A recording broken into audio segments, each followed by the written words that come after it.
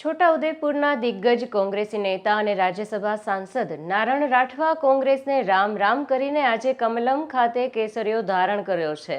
હાલ લોકસભા ચૂંટણીના પડઘમ વાગવાની શરૂઆત થઈ ચૂકી છે, ત્યારે પાર્ટી બદલવાની હોડ જામી છે અને કોંગ્રેસના ઉમેદવારોના એક પછી એક કાંગરા ખરી રહ્યા છે।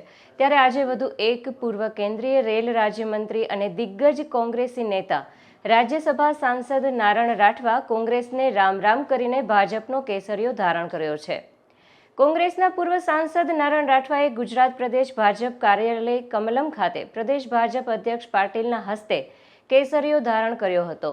તેમની સાથે તેમના પુત્ર સંગ્રામ રાઠવાએ પણ ભાજપમાં પ્રવેશ મેળવ્યો છે। કોંગ્રેસના રાજ્યસભાના સાંસદ તરીકે થોડા દિવસ અગાઉ જ નારણ રાઠવાની ટર્મ પૂર્ણ થઈ છે, ત્યારે ટર્મ પૂર્ણ થયાના ગણતરીના દિવસોમાં જ ભાજપમાં જોડાયા છે।